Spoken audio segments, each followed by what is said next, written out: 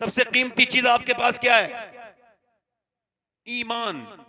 क्या है बोलो? ईमान। जो आपकी बगैर मर्जी के आपको मिला है। बेशक। अल्लाह ताला लिल इंसानी हीनुम मिनद दहरि लम यकुन शैय्यन मज़कूरा। इंसान को सबसे कीमती चीज क्या है जो मिली अल्लाह ने दी है? ईमान। लोग कहते हैं खाली हाथ आए थे और खाली हाथ, मैं कहता हूं आप आए होंगे खाली हाथ और आप ही जाएंगे खाली हाथ। ना तो हम आए थे मुसलमान खाली हाथ, ना इंशाअल्लाह जाएंगे खाली हाथ। आए थे तब भी नबी का दामन हाथ में था और जाएंगे तब भी नबी का दामन हाथ में होगा। मगर अगर खुदा ना करे ईमान ही दिल से निकल जाए तो, यही तकरीर का मौजू है, उन्वान है। अगर ईमान ही दिल से निकल जाए तो मैं आपसे पूछना चाहता हूं, ईमान, इमाम गजाली लिखा है ईमान पाकीज़ा है और पाकीज़गी को पसंद करता है मगर गंदगी को पसंद। और गंदगी लिबास की गंदगी नहीं, गंदगी है ख्यालात की जिंदगी गंदगी। मेरे गौसे आज़म फरमाते हैं दुनिया की सबसे बड़ी पाकीज़गी निगाह की पाकीज़गी है। खिरद ने कह भी दिया ला इलाहा तो क्या हासिल, दिलो निगाह मुसलमान ही तो कुछ भी नहीं। आप 1000 बार कहते रहे आप मुसलमान हैं, मगर अकेले में बैठ के देखिए क्या वाकई में आप मुसलमान हैं? वासिफ अली वासिफ फरमाते हैं निगाह का आदिल और निगाह का मोमिन वो है जिसे दूसरे की बेटी में अपनी बेटी और बहन में अपनी बहन नजर आ जाए। सुभान अल्लाह, सुभान अल्लाह।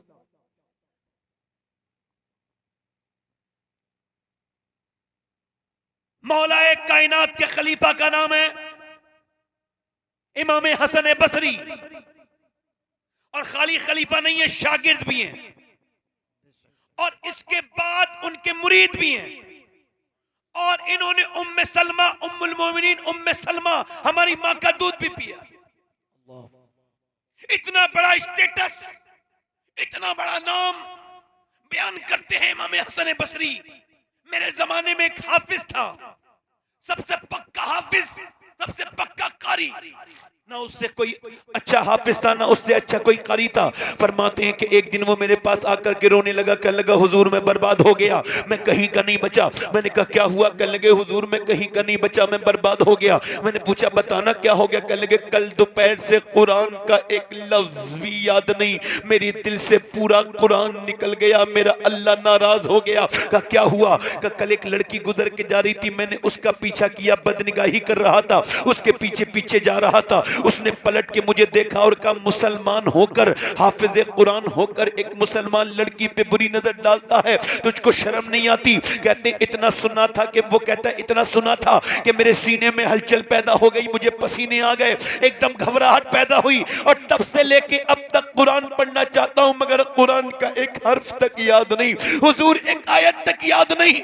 मेरे सरकार मेरे लिए दुआ कर दें। अभी तो मेरे दिल से सिर्फ ये, अभी तो मेरे दिल से जो कुरान निकला है, कहीं ऐसा ना हो मेरा अल्लाह नाराज हो जाए, मेरा ईमान भी निकल जाए, मैं बर्बाद हो जाऊंगा, मैं बर्बाद हो जाऊंगा। अल्लाह अकबर। एक सहाबी रसूल हैं, उसका नाम है उतवा बिन गज़वान। वो उतवा बिन गज़वान तलवार चला रहे हैं, तलवार चलाते चलाते उन्होंने अपने तलवार से अपनी आंख निकाल के नीचे फेंक दी, आंख के अंदर से निकल रहा था खून और एक तरफ से आंसू, वो रोता भी जाता था, लोग समझे पागल हो गया, ज्यादा गर्मी है इस वजह से, मगर लोग करीब गए तो देखा वो रो रहा था। अबू मूसा अशअरी कहते हैं मैंने पूछा तूने अपनी आंख निकाल के क्यों फेंक दी, ये बता दो। कहने लगे गुनाह का जिक्र भी गुनाह है, मैं नहीं बताऊंगा। का नहीं बताना? तो वो रोने लगा, कहने लगा मेरे नबी सच्चे हैं, हुजूर ने फरमाया कि जो बदनिगाही करेगा उसकी आंख में जहन्नम की कील ठोकी जाएगी। मैं इंसान हूं कमजोर, एक दिन का तक बर्दाश्त नहीं करता हूं, आंख में अगर जहन्नम की कील अगर मेरी आंख में घुसती तो क्या होता, इस वजह से आंख निकाल के फेंक दी। कहा क्यों? कहा एक लड़की जा रही थी, उस पे मेरी बुरी नजर एक पड़ गई एक तरफ की आंख, तो मैंने अपनी आंख निकाल के फेंक दी, कहीं मेरा अल्लाह मुझसे नाराज ना हो जाए, मेरा अल्लाह मुझसे नाराज ना हो जाए। बताएं क्या हुजूर अल्लाह मुझे माफ कर देगा? क्या अल्लाह मुझे माफ कर देगा? हजरत सैयदना अबू मूसा अशअरी कहते हैं उसकी एक आंख से आंसू और एक आंख से खून के लोथड़े गिरते थे। वो रो के कहता था, तो मैंने कहा अल्लाह तुझे ही माफ नहीं करेगा, बल्कि जो तेरी बात सुन के तौबा करेगा अल्लाह उसको भी माफ करेगा।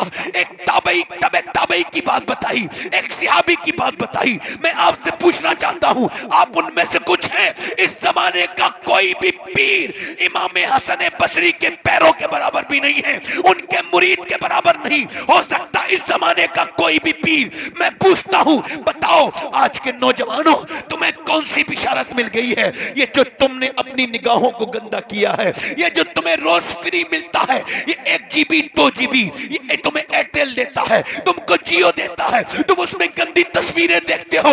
इल्ला माशा अल्लाह कोई ऐसा नौजवान बचा होगा जिसकी तन्हाई बर्बाद ना हुई हो, जिसकी तन्हाइयों में गंदगी ना हो, जो गंदी तस्वीरें ना देखता हो, जिसका इंस्टाग्राम खराब ना हो, जो फेसबुक पे गंदी तस्वीरें ना देखता हो। माज़अल्लाह ईमान अगर छिन गया तो क्या होगा?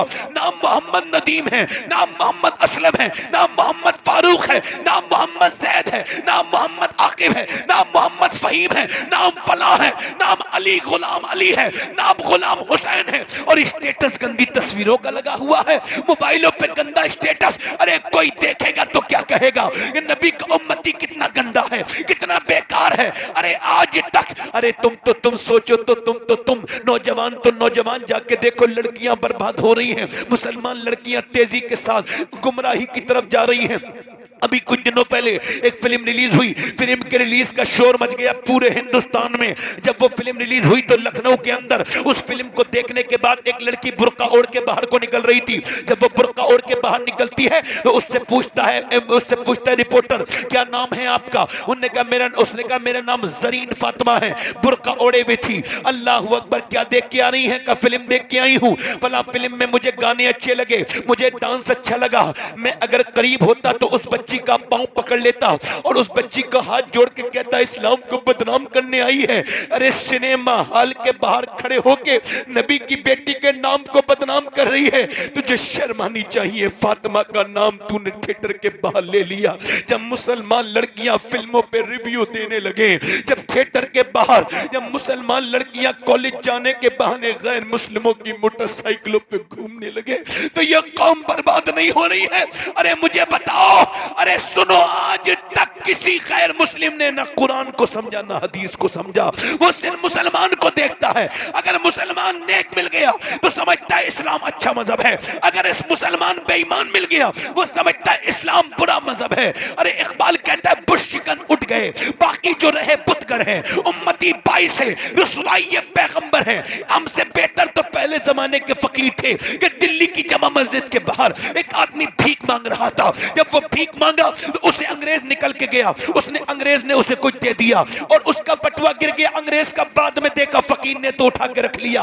अंग्रेज 3 महीने के बाद आया, उसने 3 महीने तक अमानत की हिफाजत की और फिर दे दिया बटुआ अंग्रेज को, पहचान के ये आपका बटुआ है। उसने पहले फकीर को देखा, फिर बटुए को चेक किया, पूरे पैसे। कहने लगा क्या तू फकीर नहीं है? कहा हूं। तब फिर ये बता इसमें इतने पैसे थे, तेरी जिंदगी बदल सकती थी, तू घर बनवा सकता था, एक अच्छा घर ले सकता था, तू फकीर से अमीर बन जाता, ये तूने पैसे क्यों नहीं खर्च किए? कहने लगे बात ये है कि मैं फकीर तो हूं मगर बेगैरत नहीं हूं, मैं भीख मंगा तो हूं मगर बेगैरत नहीं हूं। का क्या मतलब? का तू ईसा का उम्मती है, मैं मुस्तफा का उम्मती हूं। अगर तेरे नबी ने मेरे नबी से कयामत के दिन कह दिया होता कि आपका उम्मती चोर है तो मेरे सरकार को तकलीफ हो जाती, मेरे सरकार को शर्मिंदगी हो जाती।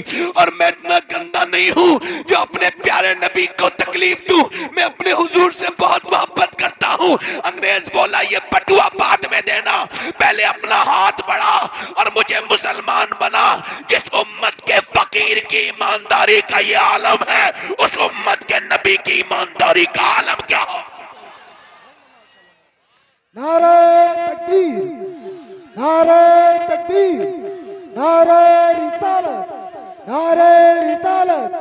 मेरे दोस्तों, मेरे बेटों, मेरे दोस्तों, मेरे बेटो, अपने सरों पे टोपी नहीं लगा सकते, तुम सरकार को गालियां देते हो, सरकार ने ये कर दिया। कौन सी सरकार ने तुमसे मना किया है कि टोपी ना लगाओ? तुम कहते हो फला हुकूमत बड़ी जालिम है। मुझे बताओ, क्या तुम्हारे सरों पे टोपी लगाने से उन्होंने रोका? तुम्हें मस्जिद जाने से उन्होंने रोका?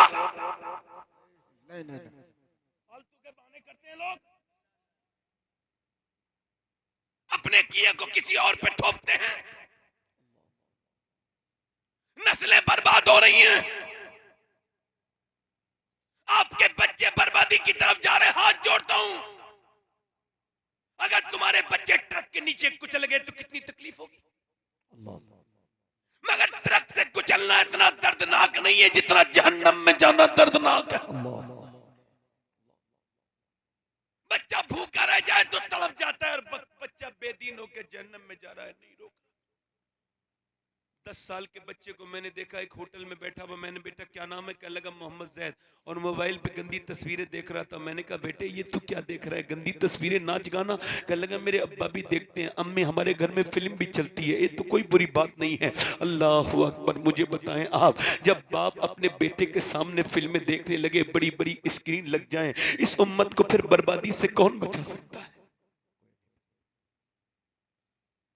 अरे आप ही खाली बर्बाद नहीं हो रहे हैं, पूरा अरब बर्बाद हो चुका है।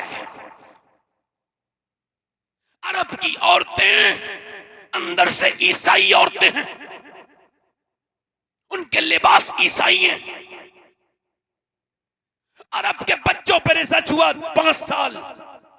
अरब के बच्चे, कतर के बच्चे, ओमान के बच्चे, अबू धाबी के बच्चे, मस्कत के बच्चे, मदीने के बच्चे, मक्के के बच्चे बड़े होके क्या बनना चाहते हैं? 15 साल के बच्चों पर रिसर्च हुआ, उन्होंने कहा बड़े होके क्रिस्टियानो रोनाल्डो बनना चाहते हैं। 80% बच्चे फुटबॉलर बनना चाहते हैं। वहां की गवर्नमेंट ने फुटबॉलर को खरीदा और कहा हमारे बच्चों को फुटबॉलर बनाओ। ये क्रिस्टियानो रोनाल्डो चला गया।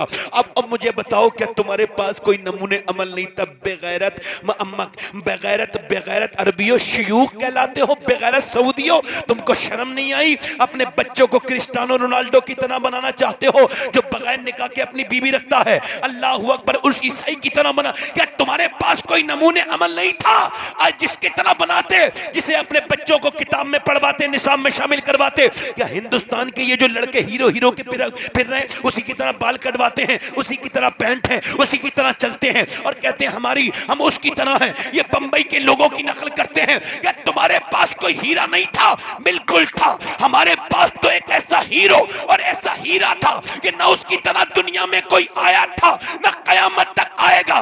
मियां वो 10 साल मदीने में रहा, 10 साल, और 10 साल में उसके कपड़े पे 17 पैमद लगे हुए थे। मगर तारीख ने बताया है कि 10 साल के अंदर उसने मियां एक करवट ली तो कैसर को बर्बाद कर दिया, और दूसरी करवट ली तो किसरा को बर्बाद कर दिया। 10 साल के अंदर उसने 1060 शहर फतह किए। उसने 10 साल के अंदर एक यानी 3 दिन में एक शहर पर इस्लामी झंडा गाड़ता था।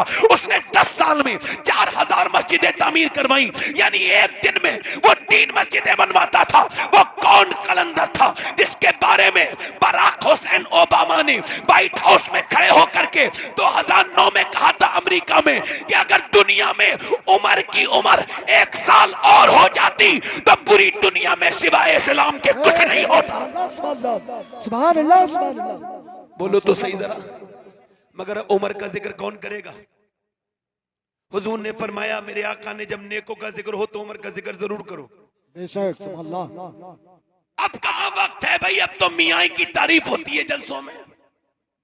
मियाँ तारीफ करने वाला अपने साथ लाते हैं, उन्हें यकीन भी नहीं किसी दूसरे पे कि ये ठीक से झूठ बोल पाएगा, नहीं बोल पाएगा।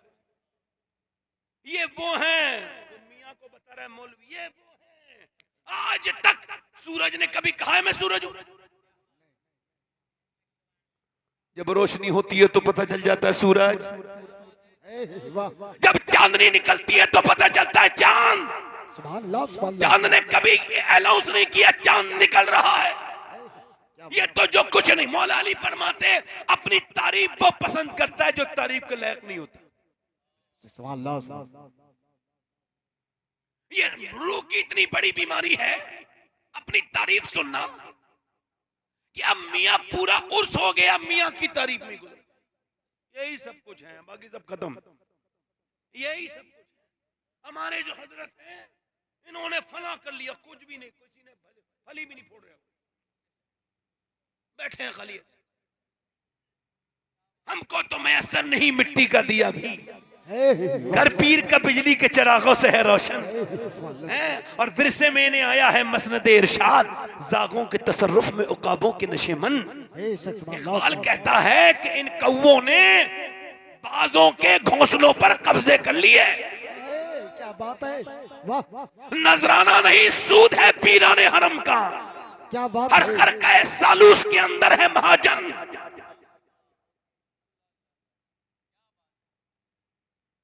कहते हैं पीर साहब जब तक मेरी तारीफ नहीं होगी उर्स कामयाब नहीं होगा। मैं कहता हूं पीर जब तक तेरी का तारीफ नहीं होगी उर्स कामयाब नहीं होगा, और अगर अबू बकर उमर की नहीं होगी तो उर्स कबूल नहीं होगा। सुभान अल्लाह, सुभान अल्लाह, क्या बात है, सुभान अल्लाह, सुभान अल्लाह। इधर देखो, ए उठ के जो जा रहा है, ए बेटे, ये सब ये इसी चीज की तकलीफ कर रहा हूं मैं। यही इसी तरह के जो बच्चे हैं जिन्हें अकल ही कोई नहीं, कहां से उठ के जाना है कहां से नहीं। अभी मैं कह दूं 1 लाख रुपया दूंगा एक आदमी को तकरीर सुनने का, तो कोई उठेगा? मर जाएंगे, लाशें उड़ जाएंगी यहां से। हंसने की बात है। और किसी साहब को जाना है, तकरीर नहीं करता हूं मैं, उठता है कोई बीच में से तो नहीं, मैं फालतू इंसान हूं, मेरी बातें फालतू नहीं है, बिल्कुल फालतू आदमी, मुझे कोई काम ही नहीं है, फारिग हूं मैं, खाली रहता हूं बिल्कुल। ये इसे काम था, चला गया, बिजी आदमी है ना, मैं तो खाली आदमी हूं, तकरीर कर रहा हूं, मुझे कब कोई काम कब। वो कहते हैं ना कोई चीज फ्री में मिल जाए तो उसकी अहमियत नहीं। आज ये मौलाना लोगों की अहमियत आपको नहीं लगती, मगर कल जब मरोगे तो यही मौलवी जो है ना तुम्हें बख्शवाने का सबब बनेंगे, देख लेना। सुभान अल्लाह, सुभान अल्लाह। आज इनकी अहमियत नहीं लग रही। अब किसकी तारीफें हो रही है भाई? उनकी तारीफ, इनकी तारीफ। और जो कौम अपनी तारीफ भूल चुकी हो, अरे हम थे क्या? कुछ भी नहीं थे हम। 313 थे, कितने थे बोलो? 313। जल्दी बोलो कितने थे? 313 थे। तवज्जो करना, गौर करना, सब हुजूर के उम्मती हो, सुनो। 313 थे, मदीने में खड़े थे। और सुनो, उधर से 1000 का लश्कर चला है। जब वो लश्कर तैयार हो रहा था तो औरतें, मेरी बहनें सुने, औरतों ने अपने जेबर निकाल के दे दिए, कंगन उतारे, अपने गले के हार उतारे, और कहा अबू जहल ये लो हमारा सोना, हमारा माल ले जाओ और इस्लाम को खत्म कर दो। उधर मियां सुनो, जब मक्के की औरतों ने अपने माल दिए तो मदीने की औरतें आके अर्ज करती हैं, या रसूल अल्लाह हमारे पास माल तो नहीं है, मगर ये 18 साल का लाल ले जाइए और दीन को बचा लीजिए मेरे आका। सुभान अल्लाह, सुभान अल्लाह, सुभान अल्लाह। बहुत खूब, बहुत खूब। तवज्जो करो। जब और मेरी बात सुनो, मदीने के सिर्फ मर्द लाजवाब नहीं थे, मदीने की औरतें भी लाजवाब थी। बोलो जरा सुभान अल्लाह। अरे गौर तो करो। एक अंग्रेज कहता है, लोग कहते हैं सहाबा इकराम ने, नबी के साथियों ने इस्लाम आगे बढ़ाया। वो कहता है मैं उन्हें अकेला नहीं मानता, मैं मानता हूं कि उनके घर की औरतें भी थी ऐसी। कहते हैं मैं उन औरतों के बारे में सोचता हूं जिन्होंने ऐसे लाल जने थे, ऐसे बेखौफ बच्चे जने थे जो किसी से डरते ही नहीं थे सिवाय अल्लाह के। वो कौन बच्चे थे, वो कौन माएँ थी? अब तो वो रुखसत हो गई, अब तो उनका जिक्र चल रहा है। काश कि अल्लाह करे मेरी बात आपके समझ में आ जाए। 1000 का लश्कर लेके अबू जहल चला है और कहता है नबी को खत्म करने जा रहा हूं, और रस्सी को लेके जाता है हाथ में, कहता है इस रस्सी से नबी को बांध के लेके आऊंगा, अल्लाह के रसूल को बांध के लेके आऊंगा, इस रस्सी से बांध के लेके आऊंगा। मेरे पैगंबर इस्लाम ने सहाबा इकराम को बुलाया, फरमाया बोलो मैंने मक्का छोड़ा, मदीने आ गया, अब मेरे दीन को, इस इस्लाम को मिटाने आए हैं लोग, इस चिराग को बुझाने आए हैं, मगर फानूस बन के जिसकी हिफाजत खुद हवा करे वो चम्मा क्या बुझे, इसे रोशन खुदा करे। मेरे नबी ने फरमाया बोलो तुम चलोगे मेरे साथ, तो 313 सहाबा लाइन लगा के खड़े हो जाते हैं। उनके पेटों में खाने नहीं है, उन्होंने रोजे रखे हैं, तो मियां उन्होंने जूस के गुठली रोजे रखे हैं, वो मुसलमान है। मेरे नबी ने फरमाया चलो कौन कौन चलेगा? 313 हुजूर हम चलेंगे। फरमाया तुमने सोच लिया है कहां जाना है? जी सोच लिया। फरमाया फिर सोच लो, तुम्हारे पास 2 घोड़े हैं, 2 घोड़े, उनके पास 100 घोड़े हैं, तुम्हारे पास 7 तलवारें हैं, उनके पास 1000 तलवारें हैं, बोलो चलोगे? तो सहाबा एक समान होकर कहते हैं या रसूल अल्लाह कोई मूसा की उम्मत थोड़ी है जो भाग जाएगी, उम्मत मुस्तफा की बाकी है जान दे दे। सुभान अल्लाह सुभान अल्लाह, क्या बात है, सुभान अल्लाह सुभान अल्लाह। उम्मत माशाअल्लाह माशाअल्लाह। उम्मत जल्दी बोलो, उम्मत मुस्तफा की है या रसूल अल्लाह। आपके ऊपर जान दे देंगे, थोड़ा सा बेस बढ़ा दो इसका हल्का सा, जान दे देंगे। हल्का सा जोर से बोलो सुभान अल्लाह, मुस्कुरा के बोलो जान दे देंगे। मेरे नबी ने फरमाया सहाबा चलो चलो। अब सहाबा किराम को देखो, अब को लड़ने के लिए सहाबा किराम अर्ज करते हैं या रसूल अल्लाह बच्चा बच्चा कुर्बान हो जाएगा, पहले हमारी लाशें गिरेंगी उसके बाद हमारे मुस्तफा तक कोई पहुंच पाएगा। मेरे नबी ने फरमाया फिर चलो मियाँ 7 तलवारें हैं, और मियाँ जरा गौर करें आप, जरा तवज्जो करें आप, जरा 13 में से 7 निकाले, कितने बचे? कितने बचे? 306 सहाबा के हाथ में कुछ है ही नहीं, डंडा तक नहीं है, और चले हैं 1000 के लश्कर का मुकाबला करने। नबी ने फरमाया एक एक खजूर की डंडी दे दो। खजूर की डंडी, ये तुम्हारी तलवार, ये तुम्हारी तलवार, ये तुम्हारी तलवार, ये तुम्हारी। और सहाबा कराम के हाथ में जब खजूर की डंडी आई तो कोई घबराया नहीं, होपलेस नहीं हुआ कि खजूर की डंडी से कौन लड़ा है, कभी तलवार का मुकाबला हो सकता है। नहीं नहीं, वो अपनी उस खजूर की डंडी को ऐसे घुमा रहे थे, ऐसे घुमाते थे, ऐसा लगता था हाथों में खजूर की डंडी नहीं कोई एटम बम है, ऐसा लगता था कोई बड़ी ताकत है। घुमाते हुए जा रहे थे, मदीने से निकल रहे थे। मेरे नबी के दीवाने, मेरे मुस्तफा के दीवाने, मेरे नबी के कलंदर जब वो घुमाते हुए लेके जाते थे, मियां तवज्जो करें, जब वो घुमा के लेके जाते थे, यहूदी बोले दिमाग पागल हो गया तुम्हारा, तुम पागल हो गए मुसलमानों, माइंड लेस हो गए, क्या खजूर की डंडी का तलवार से मुकाबला हो सकता है? तो मुसलमान बोले सुनो यहूदियों, ना खजूर की डंडी पर ना तलवार पर है, भरोसा जितना भी है मदीने की सरकार पर है। नारे तकबीर, नारे बोलो पीछे वाले बोलो जरा, नारे रिसालत, भरोसा जितना भी है, जोर से बोलो भरोसा जितना भी है, जल्दी बोलो भरोसा जितना भी है मदीने की सरकार पर है।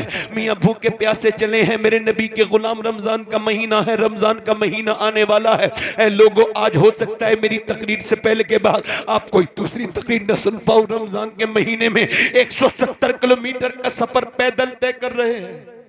अल्लाह अल्लाह। बदर के मकाम पर सहाबाए किराम जाके खड़े हो गए। आज भी बड़े बड़े लफ्जों में बदर में लिखा हुआ है अल्लाह का कलाम, वलक़द नसरकुमुल्लाह बिबदरिन व अंतुम अज़िल्ला। जाकर के देखो, अल्लाह ने बद्र को अपनी निशानी बताया। सुभान अल्लाह सुभान अल्लाह। बोलो इधर वाले बोलो, जरा जोर से बोलो सुभान अल्लाह। क्या बताया बोलो, क्या बताया बोलो, क्या बताया। मेरी बेटियां, मेरी बहनें बड़ी आराम से बैठी रहें, अगर ये बैठी रहेंगी तो कुछ लेके जाएंगी, और अगर चली जाएंगी तो खाली हाथ जाएंगी। इन्हें मियाँ वैसे भी औरतों को अल्लाह ताला समझ अता फरमाए, ज्यादा अक्ल होती नहीं है इनके अंदर, इन्हें पता नहीं है क्या सुनना चाहिए और क्या नहीं सुनना चाहिए। मेरी तरफ देखें, मुझे जिन्हें कहना था मैंने कह दिया, आप मेरी तरफ देखें और जरा जोर से बोले सहाबा की हिम्मत पर सुभान अल्लाह। मेरा इमाम कहता है, मैं हुस्न यूसुफ पे कटी मिस्र में अंगुश्ते ज़नान, सर कटाते हैं तेरे नाम पर मर्दाने अरब। मेरे नबी पाक हैं, मेरे सरकारे दो आलम हैं, अल्लाह के रसूल के 313 सहाबी खड़े हैं, और एक तरफ वो लश्कर सो के उठा है, और उसने जब देखा है अपने मुकाबिल को, उसने जब देखा उस लश्कर को जिससे उसका मुकाबला होना था, वो मजाक उड़ाने लगे, क्योंकि उन्होंने पूरी रात शराबें पी थी, उनके साथ नाचने वाली औरतें भी थी, उनके साथ गोश्त भी था, उन्होंने गोश्त जो है वो खूब काट काट के भून भून के खाया है। मगर इधर मुसलमान हैं, इन्होंने मियाँ सुबह के रोजे रखे हैं, तो इन्होंने खजूर की गुठली चूस के रोजे रखे हैं, और फिर शाम को उसी गुठली से चूस के इफ्तार भी करते हैं। ये बिल्कुल भूखे हैं सहाबाए किराम। जरा गौर तो करो, तुम एक दिन का रोजा रखते हो, तुम पे क्या गुजरती है। इन्होंने कुछ खाया पिया नहीं है, हाथों में लेके वो खजूर की डंडियां खड़े हैं, और इनके जो है कपड़े बिल्कुल फटे हुए हैं, और उधर के लोग मजाक उड़ा के कहते हैं, लो ये मुसलमान तो देखो, इनकी हालत तो देखो, ये हमसे लड़ने आए हैं, इनके पास खजूर की डंडियां तलवारें तक नहीं है, इन्हें हम ऐसे मिटा के रख देंगे, ऐसे मिटा के रख देंगे, ऐसे मिटा के रख देंगे, इन्हें हम ऐसे मिटा के रख देंगे कि जैसे मक्खी और मच्छर को कुचला जाता है। अरे मुसलमानों, उन्होंने होटिंग करना शुरू कर दी, उन्होंने मजाक उड़ाना शुरू कर दी, उन्होंने टॉन कसना शुरू कर दिए, उन्होंने बत्तियां कसना शुरू कर दी। सुनो मेरे पैगंबर के दीवानों, अल्लाह के रसूल ने जब ये देखा तो सर को सजदे में रख दिया। मेरी तरफ देखो, तुम भी सजदे किया करो, तुम्हारी बेटी की शादी नहीं हो रही, इधर उधर मत भागे फिरो, सजदे में जाया करो। जब तुम्हें कोई तकलीफ पेश पेश आए तो अल्लाह के सामने झुक जाया करो, अपने रब के सामने। मेरे नबी ने सर झुका दिया है और सर झुकाने के बाद सर सजदे में रख दिया, रेत पर आपने अपना सर रख दिया और हुजूर की आंखों से आंसू निकलने लगे। हजरत अबू बकर सिद्दीक कहते हैं जितना उस दिन हुजूर को रोते हुए देखा इतना कभी हुजूर को रोते हुए नहीं देखा। मेरे नबी के सर की चादर गिर के नीचे को आ जाती है, फिर मैं चादर को उठा के रखता हूँ, हुजूर के आंसू इतने गिर रहे हैं कि रेत भीग गई है। मैं सोचता हूँ कभी कभी कि काश मैं इंसान न होता, मैं बद्र की वो रेत होता जिस पे मेरे हुजूर की, मेरे सरकार के आंसू गिरे हैं, मेरे मुस्तफा जाने रहमत के आंसू गिरे हैं, मेरे पैगंबर की नाकों से आंसू निकलते हैं। कौन सी आंखें? मेरा इमाम कहता है, मेरा इमाम कहता है जिस तरफ उठ गई दम में दम आ गया, उस निगाहे इनायत में लाखों सलाम। कौन से होंठ? मेरा इमाम कहता है पतली पतली गुले कुस की पत्तियां, उन लबों की नजाकत पे लाखों सलाम। मेरे गुल मुसलमानों सुनो, मेरे नबी ने आज रोना शुरू कर दिया है और हुजूर रोते हैं और रो के अर्ज करते हैं मेरे मालिक देख तो मैंने जो पूरी जिंदगी मेहनत की, यानी जो मैंने मक्के में तकलीफें उठाई, जो मैंने जो मंडियों में तकलीफें उठाई, जो मेरे ऊपर ऊंट की ओजड़ी रखी गई, जो मेरे सर को फाड़ दिया गया, जो मेरी गर्दन दबाई गई, जो मेरे ऊपर पत्थर मारे गए, जो मेरे रास्ते में कांटे बिछाए गए, जो मेरे गुलामों को अंगारों पर लिटाया गया, ऐ मेरे परवरदिगार जो मुझ पर तकलीफें गुजरी, मुझ पर परेशानियां गुजरी, जो मेरी बेटियां शेबे अबी तालिब में 9-9 दिन तक भूखी थी और मेरी बेटियां पेड़ के पत्ते खाते थी, पिट्टी पेड़ के पत्ते खाती थी। ऐ मेरे मालिक फिर जो ताइफ में मैंने तकलीफें बर्दाश्त की, और ताइफ को समझते हो? ताइफ को पढ़ा करो, तुम्हारे नबी मक्के से गए थे ताइफ और 80 किलोमीटर दूर है ताइफ। कितना? 80 किलोमीटर दूर है। मेरी तरफ देखो, इधर देखो, तवज्जो करो, ये ना देखो कौन सा मौलाना निकल के जा रहा है, ये जरूरी नहीं है कि उन मौलानाओं को आप देखो, मेरी तरफ देखो। जिसके दिल में हुजूर की मोहब्बत नहीं है उसे टोपी दाढ़ी लगाने से कोई फर्क नहीं पड़ता है। अल्लाह के रसूल की बातें हो रही हो और लोग उठ के चले जाएं, इसका मतलब बिल्कुल साफ है कि दिल में कुछ बचा उचा नहीं है। अगर बचा होता तो सुन रहा होता बंदा। इधर देखो, मेरे पैगंबर ने, मेरे रसूल ने, मेरे आका ने, मेरे पैगंबर ने दुआएं मांगना शुरू की हैं। अल्लाह के रसूल फरमाते हैं जो ताइफ में मेरे ऊपर तकलीफें गुजरी, जो ताइफ में मुझे सताया गया, अल्लाह के रसूल को कितना सताया गया तुम आपको पता है? 80 किलोमीटर दूर सफर करके गए ताइफ, हुजूर पर पत्थर मारे गए और एक दो पत्थर नहीं, इतने पत्थर के पूरा जिस्म लहू लुहान हो गया। हुजूर की पिंडलियों पर हुजूर बैठते हैं तो एक हुजूर को उठा उठा के मारते हैं और जब एक पांव उठाते हैं दूसरी पे मारते हैं। ज़ैद बिन हारिसा ने पकड़ा है, जालिमों ने इतने पत्थर मारे कि मेरे नबी की पिंडली फट गई, पिंडलियां फट गई। अल्लाह अकबर। मेरे नबी आज अर्ज कर रहे हैं, बद्र के मैदान में दुहाई दे रहे हैं, ऐ मेरे रब जो मैंने ताइफ के मैदान में तकलीफें बर्दाश्त की, जो मेरे पर ताइफ पर मजालिम ढाए गए, वो सब कुछ मैंने करके 313 जमा किए हैं। ये 313 ये मेरी पूरी जिंदगी की कमाई है, ये मेरा अबू बकर मेरी पूरी जिंदगी की कमाई है, ये मेरा उमर मेरी पूरी जिंदगी की कमाई है, ये मेरा उस्मान मेरी पूरी जिंदगी का, अली मेरी पूरी जिंदगी की कमाई, ये मेरा बिलाल ये मेरी पूरी जिंदगी की कमाई, ये मेरे अमीर हमजा। अगर ये मिट गए तो कयामत तक तेरा नाम लेने वाला कोई नहीं होगा मेरे मालिक। अगर इन्हें आज मिटा दिया गया तो देख मेरे परवरदिगार ये भूखे प्यासे हैं, इन्होंने कुछ खाया तक नहीं है, ये इनके पास कुछ लड़ने को भी नहीं है, तेरे नाम पर आए हैं, इन पर रहम कर दे मेरे गुलामों पर। हुजूर ऐसा रोए कि मेरा इमाम कहता है इजाबत का सेहरा, इनायत का जोड़ा, दुल्हन बन के निकली दुआए मोहम्मद। ऐसा रोए मेरे नबी कि अल्लाह की रहमतें आई, हुजूर ने सर उठा दिया और हुजूर मुस्कुराए। जब हुजूर अचानक मुस्कुराए सारे सहाबा खुश हो गए। अचानक हवा चली मैदान में, एक हवा चली। हजरत अली अर्ज करते हैं हुजूर ये कैसी हवा चली है? अल्लाह के रसूल ने फरमाया मेरा पहला वजीर जिब्राइल जमीन पे उतरा है और वो 500 फरिश्तों के साथ आया है। अल्लाह ने 500 फरिश्तों को भेजा है। उसके बाद फिर हवा चली, हवा चली। अर्ज करते हैं या रसूल अल्लाह ये कैसी हवा है? फरमाया दूसरा वजीर मीकाईल उतरा है। अब जमीन के दोनों वजीर भी जंग में मौजूद हैं और आसमानी दोनों वजीर भी जंग में मौजूद हैं। अब जंग शुरू हुई है। फरमाया चलो मेरे सहाबा और उठो और उठने के बाद फरमाया चलो। अब सहाबा इकराम ने अपनी खजूर की डंडियां उठाई तो एक तरफ अपने अपनी शमशीर पर नाज है, एक तरफ नारे तकबीर पर नाज है, एक तरफ भरोसा है हमारे पास ताकत है, एक तरफ भरोसा है कि हमें मुस्तफा की मोहब्बत है, एक तरफ कुफ्फारे मक्का नाज कर रहे हैं हमारे पास माल है, और मदीने के सहाबा कह रहे हैं हमारे साथ आमना का लाल है। मियां फरमाया चलो, मियां चलते हैं, और चलने के बाद खजूर की डंडियां ने जब तलवारों के करीब गई तो तलवार खजूर की डंडी के मुकाबले रुक नहीं पाई। खजूर की डंडी उठती है, कभी सर काटती है, कभी हाथ काटती है, कभी पैर काटती है। खजूर की डंडी ने ऐसा काटा कि कटे कुछ मरे, कुछ गिरफ्तार हुए, कुछ भागने लगे। जब वो भागे घबरा कर तो बिलाल ने उमैया को देख लिया। उमैया कौन? जो बिलाल के सीने पे पत्थर रखता था, जो बिलाल के सीने पे पत्थर रखता था, जो बिलाल को अंगारों पे डाल देता था। उमैया कौन? जो बिलाल की गर्दन में रस्सी डाल के पूरे मक्के में घसीटता था। उमैया कौन? जो बिलाल के मुंह पे घूंसे मारता था। आज बिलाल उसके पीछे दौड़े हैं, वो मोटा भागना चाहता था, बिलाल ने आगे जाके उसके मुंह पे घूंसा मारा, वो जमीन पर गिरा, बिलाल को देखने लगा। बिलाल ने कहा बे देखता क्या है? ये बिलाल का घूंसा नहीं है, ये इस्लाम का घूंसा है जो कुफ्र के मुंह पे लगा है। क्या बात है, सुभान अल्लाह, सुभान अल्लाह। या रसूल अल्लाह, जिंदाबाद।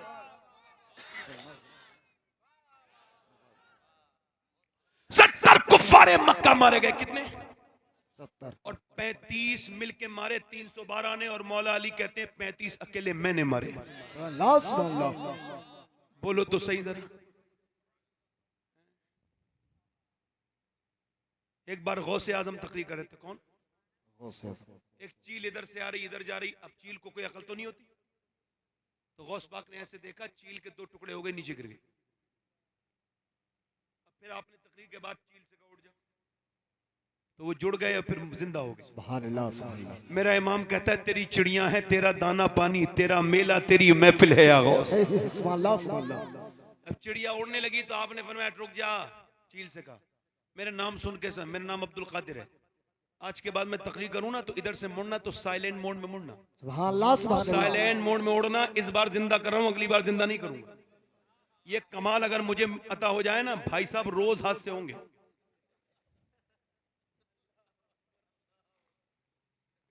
हाँ, अकल नहीं लोगों को, हुजूर की बात कर रहा हूं मैं, ऐसे ही उठ के चले गए। क्यों आए थे भाई? बुलाने जाता है क्यों तुम्हारे घर? सुभान अल्लाह, सुभान अल्लाह। बोझ हो तुम जमीन पर। हुजूर की बात में अगर ताउन भी करता है ना तो उसे भी अजर मिलता है। सुभान अल्लाह, सुभान अल्लाह। अगर आपके बोलने से कुछ लोगों के दिल में उतर रही है तो ये भी सुभान अल्लाह बहुत बरकत की चीज है। सुभान अल्लाह, सुभान अल्लाह। मुसलमानों, कभी तुम सजदे करते थे तो अल्लाह की रहमतें उतरती, बेशक।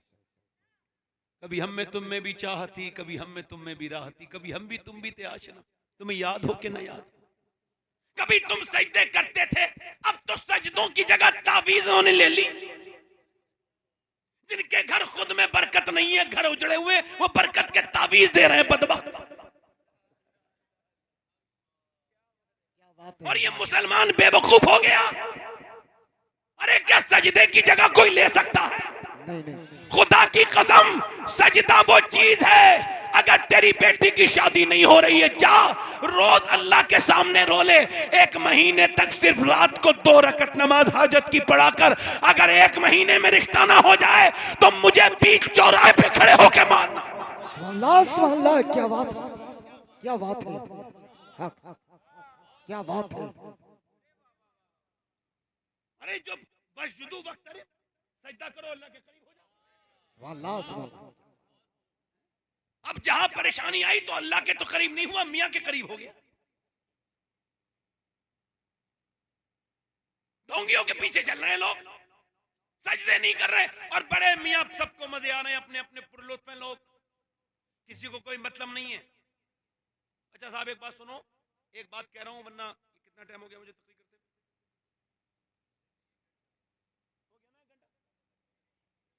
ठीक है ठीक है, 12-10 हो गए, 10 मिनट रह गए। एक बार और कहता हूं, थोड़े मेरे उसूल हैं, वो उसूल यही है कि किसी अब हाथ जोड़ रहा हूं, जिस साहब को भी जाना हो जल्दी से उठ के चले। मैं बार बार बीच में रुक के, मैं 5 बार डिस्टर्ब हूं आपके वरना तकरीर में करता रहता हूँ, बात नहीं करता। ये मैं कई बार अपने बात से भटक गया, जो मेरी तकरीर में शामिल नहीं थी वो बातें मैंने कर दी। आप में जितने लोगों को जाना चले जाए, 10 लोग ठीक ठाक बैठे रहे, उन्हें सुना दूंगा, मुझे कोई बहुत ज्यादा भीड़ नहीं। और जल्दी जाए, ये जो ऐसे उठ के जाते हैं लगता है बेइज्जती करके जा रहे हैं। जल्दी उठे, उठे, नहीं चले जाए, जाओ भाई, जो उठना चाहता हो चले जाओ। सही साहब बैठे तो हैं, वो अभी एक साहब और उठ के गए, उन्होंने यही नहीं पता कि मैं कुछ पूछ के चला जाऊं कि चला जाऊं नहीं। मास्टर से पूछ के जाते हैं लोग पढ़ रहे होते, मास्टर साहब चले जाएं, और हमें इस लायक भी नहीं समझते कि हमसे पूछ लें। ये सही है, कोई बात नहीं, हंस लो, हंस लो, मौत आने वाली है, हंसो। अल्लाह मजाक बना दिया भाई आप लोगों ने। महफिलों में हंसते हो, शबे बारात में हंस रहे हो बैठ के, हंस लो, खूब हंसो। और हंसना भी चाहिए। अब किसी को क्या फिक्र है, मुझे भी अगर ठीक से अगर अकल होती और मैं ठीक से मुझे शर्म होती, शर्म हया वाला होता, तो मैं खुदा की कसम खा कह रहा हूं, तो मैं ये पगड़ी नहीं बांध रहा होता, बल्कि मैं किसी जंगल में चला गया होता, अपनी गैरत के लिए पे मातम कर रहा होता, बेगैरती का। अभी सिर्फ बरेली जिले में दिसंबर से लेके अब तक तकरीबन 64 लड़कियां इस्लाम छोड़ चुकी हैं, और कहीं से कोई आवाज नहीं उठ रही, कोई तहरीक नहीं चल रही। अगर हुजूर मुफ्ती आज़म हिंद होते तो बेचैन हो जाते।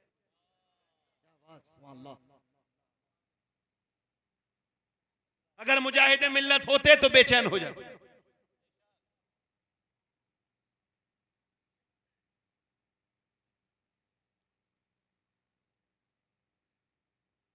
पहले मुसलमान क्या करते थे, जब परेशानी आती थी सजदे में जाते थे, अल्लाह के सामने रोते थे। तुम्हारे घरों से मुसल्ले निकल गए, तो आपने मुझे इतना डिस्टर्ब किया कि मैं अपनी तकनीक और अपनी तकरीर से दूर हो गया। लिहाजा मेरे जैसे आदमी को कभी बुलाया करो तो बिल्कुल आराम से बैठ के तकरीर सुन लिया करो, ना भले इसके मतलब ये कि आदमी अपनी ट्रिक से हट जाए, तकरीर करते करते भूल जाए, इतनी बदतमीजी करो। स्टेज से 2-3 लोग उतर के गए, जब बिल्कुल हुजूर की बात बयान कर रहा था, बिल्कुल इमोशनल वे पर बात कर रहा था, तो उठ के गए। मैं वैसा इंसान हूं। मैं यहाँ तकरीर के अलावा आप मुझे गाली भी देंगे ना, जवाब नहीं दे सकता। मुझे गाली अगर कोई देता है ना, एक बुजुर्ग को किसी ने गाली दी और गंदी गाली दी, तो उन्होंने कहा भी देख, मुझे जहन्नम की वादी से गुजर के और जन्नत में जाना है, अगर मैं उस वादी से गुजर गया तो तेरी गाली से मुझ पर कोई फर्क नहीं पड़ेगा, और अगर मैं उस वादी में जहन्नम की गिर गया तो तू मुझे और गाली दे, मैं और भी गालियों का मुस्तहिक। अल्लाह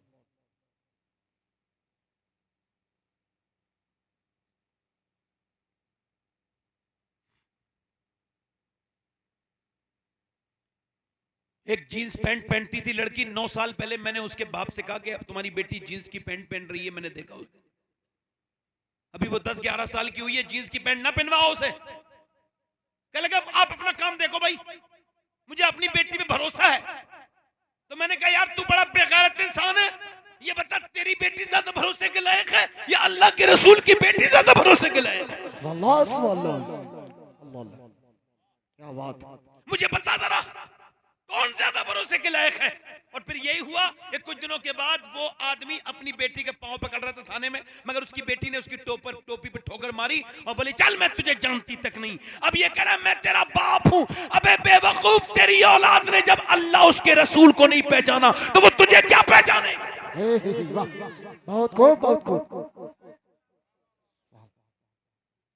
अरे सुनो तो तवज्जो करो मेरी तरफ।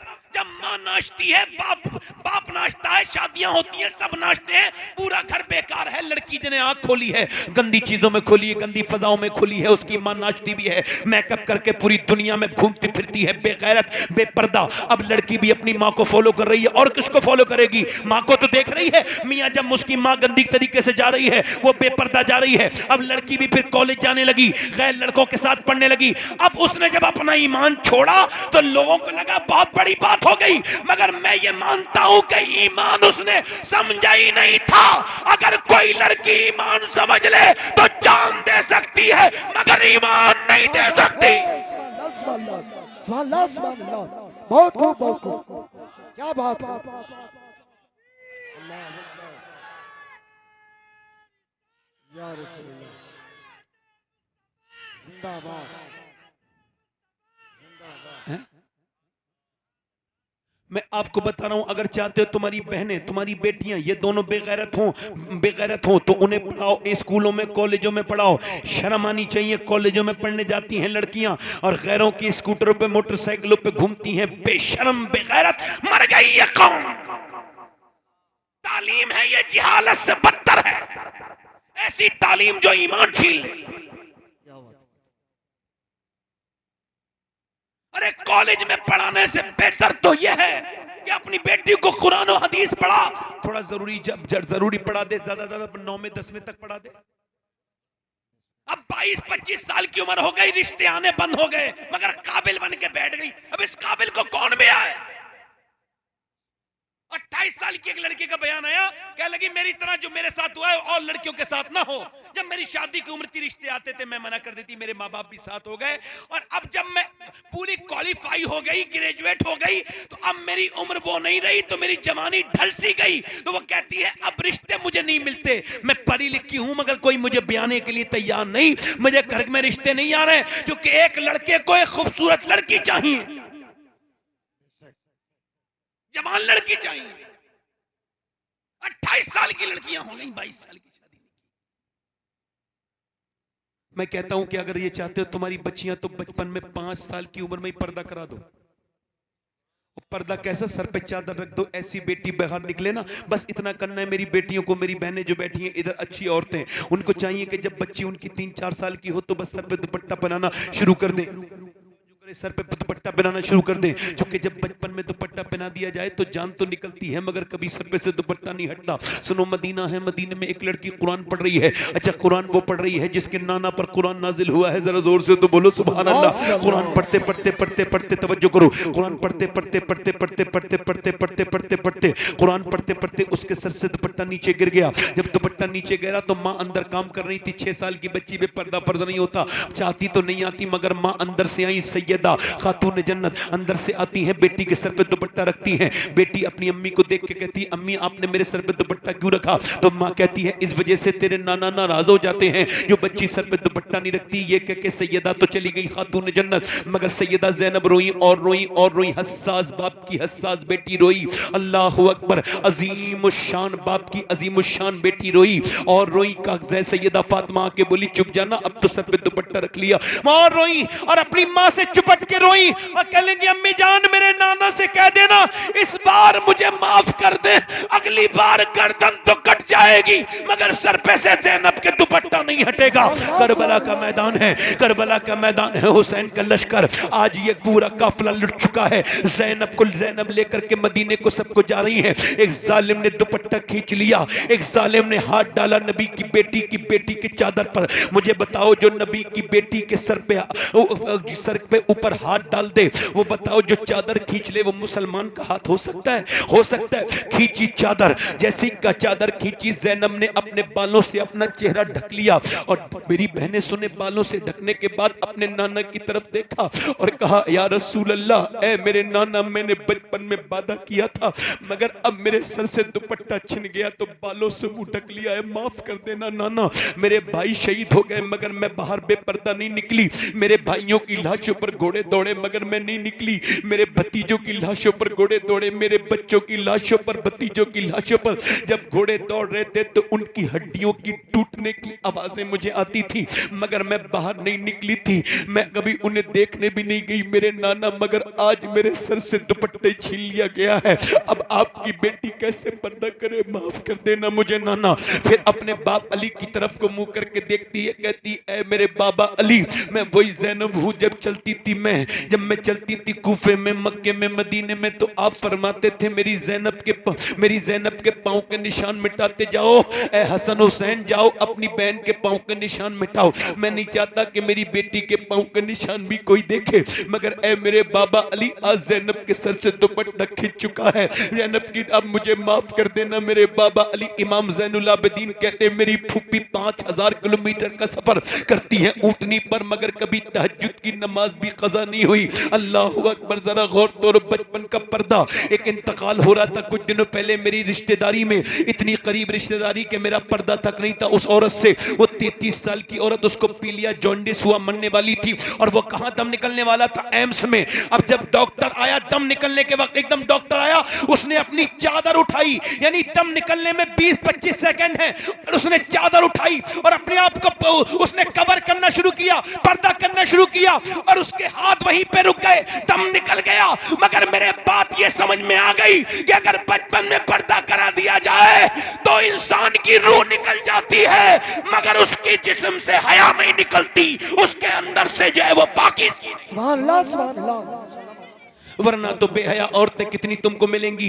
अल्लाह इधर देखो, मेरी तवज्जो देखो। क्या मुसलमान औरतों को कोई बदल सकता था? बिल्कुल नहीं, हरगिज नहीं। मगर मुसलमान औरतें क्या समझती हैं? अभी कुछ दिन पहले ज़लज़ला आया यहाँ पर जो है वो तुर्की में। अब वहाँ पर पता चला एक मलबे में कि यहाँ अंदर कोई इंसान है। उन्होंने जब उसे काटा पीटा 2-3 घंटे के बाद, यानी 150 घंटे के बाद कहा बाहर निकलो, तुम्हारे लिए रास्ता करा दिया गया। अंदर से लड़की की आवाज आई, मैं एक औरत हूं और बाहर नहीं आ सकती। कहा क्यों? कहा मेरे सर पे दुपट्टा नहीं है। कहा क्या मतलब? का मतलब यह है कि अभी तुर्की में ज़लज़ला आया है, मगर मेरा ईमान सलामत है। जिस अल्लाह ने मुझे 150 घंटे बगैर खाना और पानी के रखा है, मैं उसकी नाफरमानी नहीं कर सकती। अब तभी बाहर आऊंगी जब पहले दुपट्टा अंदर भेजो। सुभान अल्लाह, सुभान अल्लाह। खूब खूब, वाह वाह वाह। औरतों के लिए मशाले राह क्या था? जनाब सैयदा की जात थी, खतीजतुल कुबरा की जात थी, अम्मी आयशा की जात थी। हैं? अल्लाह के रसूल की बीबी कुरान पढ़ रही हैं। क्या पढ़ रही हैं? बोलो कुरान। इधर देखो, क्या पढ़ रही हैं? क्या पढ़ रही हैं? क्या पढ़ रही हैं? कुरान की आवाज बाहर मस्जिद में जा रही है, हल्की हल्की हल्की हल्की, बहुत हल्की। हुजूर ने पत्थर उठा लिया, जहां से आवाज आ रही थी उस सुराख में लगाया, अंदर गए और आपने फरमाया आयशा इतनी जोर से कुरान ना पढ़ो कि बाहर आवाज जाए। कुरान पढ़ने वाली अम्मी आयशा हो, जिसकी तहारत कुरान ने बयान की, अल्लाह अल्लाह, वाह सुभान अल्लाह, सुभान अल्लाह। जिसकी पाकीज़गी का बयान कुरान करे, और पढ़ी जाने वाली किताब अल्लाह का कलाम कुरान है। सुभान अल्लाह, सुभान अल्लाह। और जगह मस्जिद नबवी है।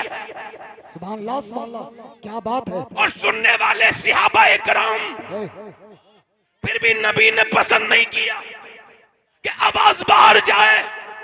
तो तू जो अपनी बीबी को अपने दोस्त से बातें कराता है, अल्लाह अल्लाह, उसके सामने बिठाल के चाय पिलवाता है, उससे बेतकल्लुफ करवाता है,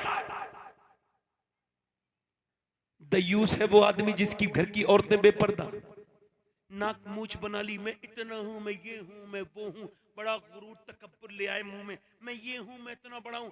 और जब शादी में जा रहे हैं अपनी बेटी को लेके, तो उसका जिस्म पे सख्त चुस्त कपड़ा है, और ये जब अंदर गए, भाई अपनी बहन को लेके गया, शौहर अपनी बीबी को, बाप अपनी बेटी को लेके गए, सबसे पहले उस पर बुरी नजर पड़ी बेटर की, उसके बाद पूरे शादी हॉल की, पूरे पंडाल की। इससे पूछो, अरे बेगैरत, जब तेरी बहन के और बेटी के ऊपर नजर बुरी पड़ रही थी, तो तूने अपनी बेटी से ये नहीं कहा, अरे तू सीख से कपड़े पहन के क्यों नहीं आई? क्यों, कहां चली गई थी तेरी गैरत? अल्लाह अल्लाह, कहां चली गई थी गैरत?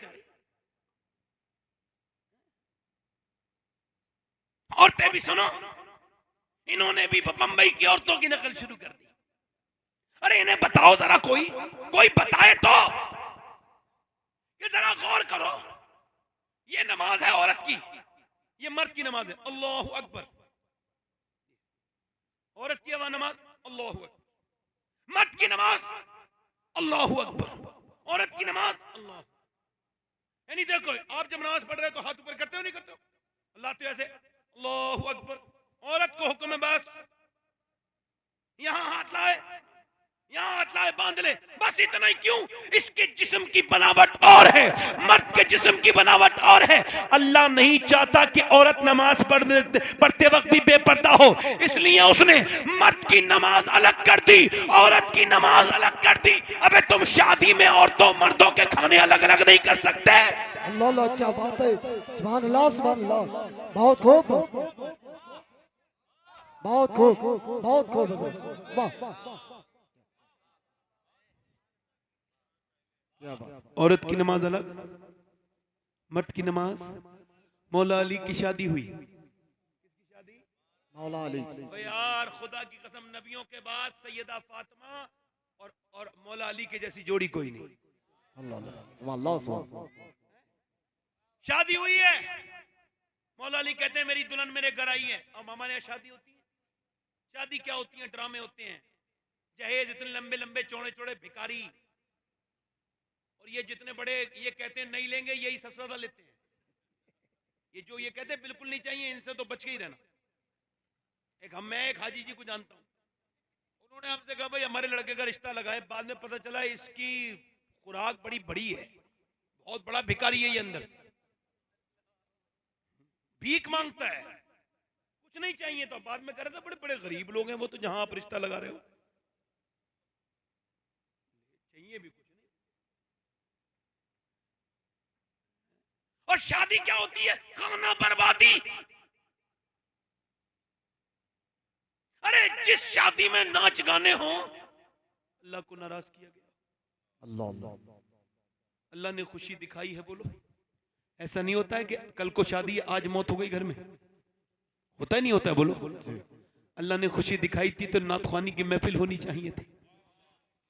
अल्लाह ने खुशी दिखाई थी तो नबी के नाम की बातें होनी चाहिए थी। अल्लाह ने खुशी दिखाई थी तो घर में कुरान खानी होनी चाहिए थी। अल्लाह ने खुशी दिखाई थी तो मदरसे के बच्चे को बुला के बेहतरीन खाने खिलाने चाहिए थे। मदरसे के बच्चे 40वें के खाने खाएं, और शादी पे मदरसे के बच्चों की जो दावत ना करें। मदरसे के सारे स्टाफ से गुजारिश है, जो शादी पर अपने आप के बच्चों की दावत ना करे, उसके यहाँ कोई मर जाए फिर भी तलवा को मत फेंको। क्या बात है, वाह, हक है बिल्कुल, बेशक, बहुत खूब, क्या बात है, वाह।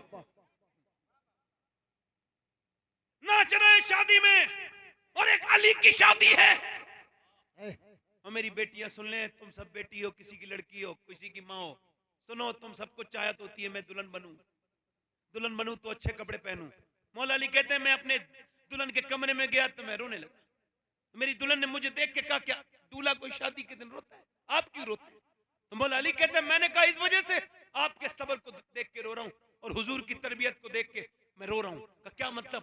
अब बात ये, कितनी भी गरीब की शादी हो, एक जोड़ी कपड़े बन जाते हैं। मैं देख रहा हूँ फातिमा जिस्म पे कपड़े आपके 17 हैं, वो एक चादर है और उस पे 17 पैमद लगे हुए हैं, और आपके लब पे कोई शिकवा नहीं है। नबी की बेटी ने सर उठा के कहा, ऐ मेरे सरताज, मेरे अब्बा ने फरमाया था अल्लाह कपड़े अच्छे पहनने से राजी नहीं होता, अल्लाह पर्दा करने से राजी होता है। अल्लाह अल्लाह, और एक सुभान तरबियत, अल्लाह, हुजूर ने अपनी बेटी को क्या तरबियत दी। एक दिन हुजूर की बेटी हुजूर से मिलने आई है। अम्मी आयशा बोली, अर्ज करती है या रसूलल्लाह फातिमा आ रही हैं। हुजूर उठ के खड़े हो गए। बोलो तो सही तरह से सुभान अल्लाह, सुभान अल्लाह, और यार मेरे हुजूर एक ही जात के लिए खड़े होते थे, वो सैयदा फातिमा ही। जरा जोर से बोलो सुभान सुभान अल्लाह, अल्लाह।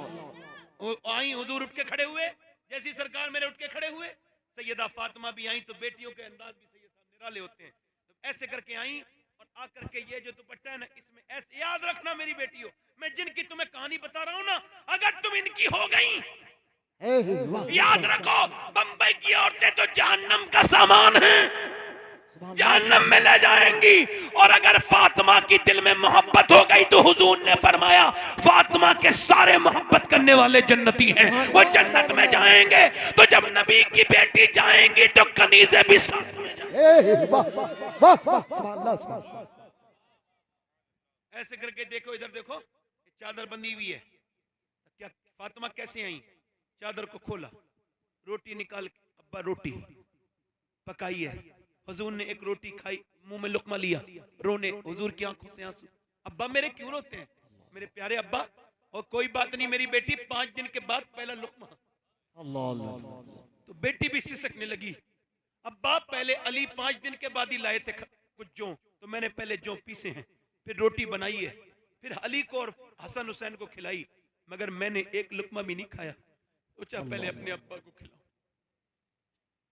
बेटियों की शादी करके भूल जाने वालों, बेटी शादी की है या बेच दी है? अपनी बहनों को भूल जाने वालों, बहनें बेची हैं तुमने, बहनों के घर नहीं जाते। कभी कोई दिक्कत परेशानी आया करे, 2 बहनें हो 3 हो, सबको बुला लो, अपने घर में दावत करो और दावत करके फिर अपनी बहनों के सामने हाथ उठा के कहो आमीन कहना, दुआ करो। आमीन कह दिया बहनों ने, इंशाअल्लाह दुआ कबूल। अब जो है कि नहीं, बहनों के घर जाया करो। बहनें बहनें होती हैं, प्यारी होती हैं, मरते दम तक अपने मैके को नहीं भूलती।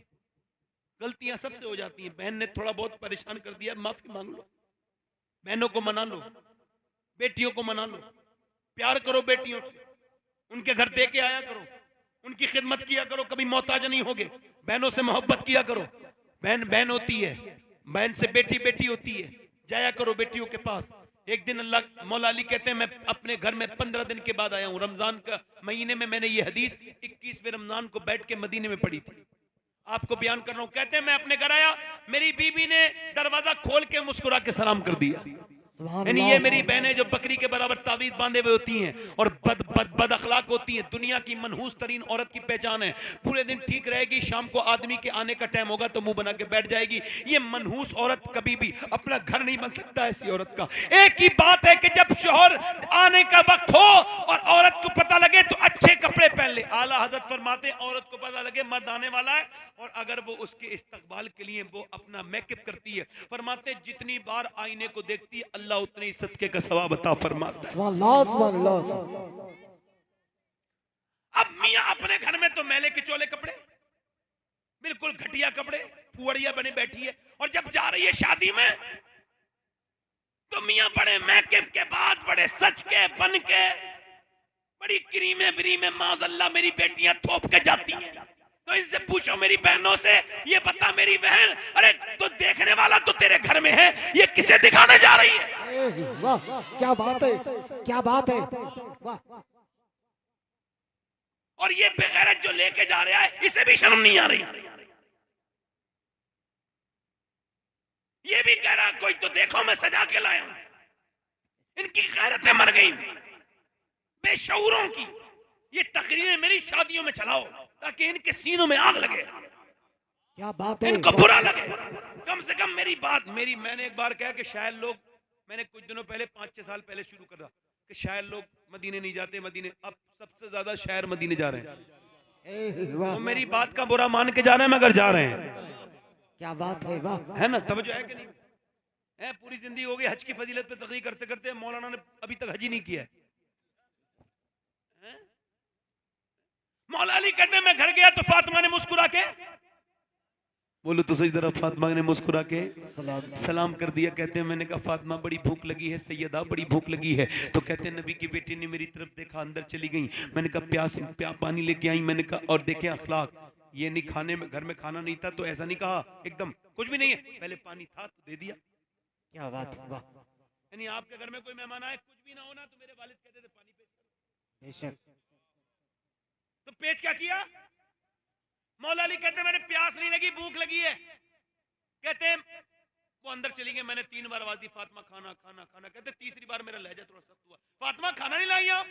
कहते मैं अंदर गया ना तो रोने की आवाज आई, मैंने देखा तो दोनों आलम के मालिक मुख्तार की बेटी रो रही है। मैंने क्या हुआ फातिमा, आपने खाना नहीं दिया, रो रही है? कहने लगी अफसोस कर रही हूँ मेरे शौहर को खाना नहीं दे पाए। क्यों? कहा जब आप घर से गए थे कई दिन का फाका था, आज भी कई दिन हो गए, अल्लाह अल्लाह अल्लाह, आपके बच्चे भूखे बैठे। अल्लाह। मौला अली कहते हैं मैंने कहा फातिमा आपने मुझे बताया क्यों नहीं? कहते तो उन्होंने कहा अब्बा ने कहा था अली के पास जो ना हो वो मत मांगना। तो मौला अली कहते हैं मैं बैठ के रोने लगा, मेरे पास कुछ नहीं था। फिर हुजूर की बेटी रोई तो मैंने कहा क्या हुआ सैयदा? कह लगी आप चले गए थे, अब्बा के घर में 16 दिन से चूल्हा नहीं जला।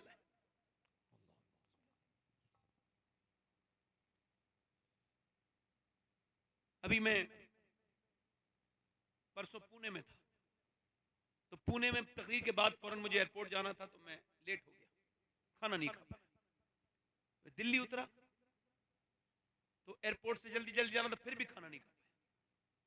जल्दी जल्दी घर पहुंचा, फिर एक तकरीर मुझे करनी थी, वो मैंने तकरीर भी भूख करी। फिर उसके बाद मुझ पर जब 24 घंटे गुजरे तो मुझ पर बड़ी तकलीफ होने लगी, बड़ी तेज भूख लगने लगी। मैं बयान तो करता था भूख, मगर मुझे फिर एहसास हुआ कि भूख होती क्या है। 16 दिन से मेरे हुजूर के घर में चूल्हा नहीं जला। अल्लाह। हजरत अली कहते हैं मैं तड़प गया और गया मैं बाग में, और बाग में जाने के बाद मैंने कहा मुझे कोई काम दे दो, मैं कुछ करना चाहता हूँ। तो उसने कहा एक आप डोल निकालोगे, एक खजूर देंगे आपको, अजवा। कहते मौला अली मैंने बाग में जो है वो डोल से पानी निकालना शुरू कर दिया। पानी निकाला मैंने, कहते पानी निकालते निकालते मैंने 3 डोल निकाले, मैं थक गया। आप और आपका बाप, आपका भाई, आपका चचा कोई मजदूरी करता हो तो उसका नाम बताने में अफसोस मत करना, उसे पहचानने में बुरा मत मानना, शर्म मत करना कि मेरा बाप मजदूरी करता है। मैं इस महफिल में बैठ के कह रहा हूँ, मैं जिस अली की औलाद हूँ, मेरा बाप मजदूरी करता था और मेरा बाप घास खोद के मदीने में बेचता था। मैं क्यों शर्माऊं? वो शर्माए जिसके बाप ने हराम का खिलाया हो, जिसके बाप ने हलाल का खिलाया वो ना शर्माए। शर्माए वो जिसका बाप ने हराम का खिलाया हो। अल्लाह अकबर। मौला अली कहते हैं 17 खजूरें मिली, 17 डोल निकाली। मैं भूखा था मगर छुई तक नहीं खजूर, हुजूर की बारगाह में ले गया। सरकार ने देख के फरमाया अली आ गए तुम? जी हुजूर। आपकी बीबी भूखी है, फातिमा, हसन हुसैन भी भूखे, मुझे खबर है, तो ये बताओ आप उनके लिए नहीं लेके गए?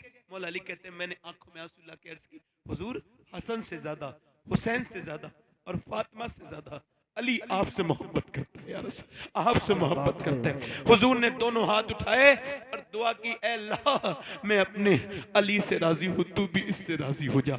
हुजूर फिर अपनी बेटी घर गए, कहते हैं मौला अली मेरे हसन को उठाया, इतना भूखा था मेरा हसन कि हुजूर उसे उठा के खजूर देते थे ना, गुट्टी निकाल के, तो मेरा हसन रोने लगा। मेरा हुसैन, मैंने अपनी आंखों से देखा है, फहीम भाई ने भी देखा है कि मदीने में 5-5 लाख लोगों को अफ्तार कराते हैं मेरे हुजूर एक साथ। जो भी मदीने गया होगा रमजान में उसने देखा होगा, मेरे हुजूर एक साथ कराते हैं। पूरी कायनात हुजूर का खाती है। मेरे पैगंबर जब भूखे होते थे अल्लाह फरमाता था महबूब आप तो बस कहो मेरे महबूब, मैं सारे पहाड़ों को अरब के सोना बना दूंगा।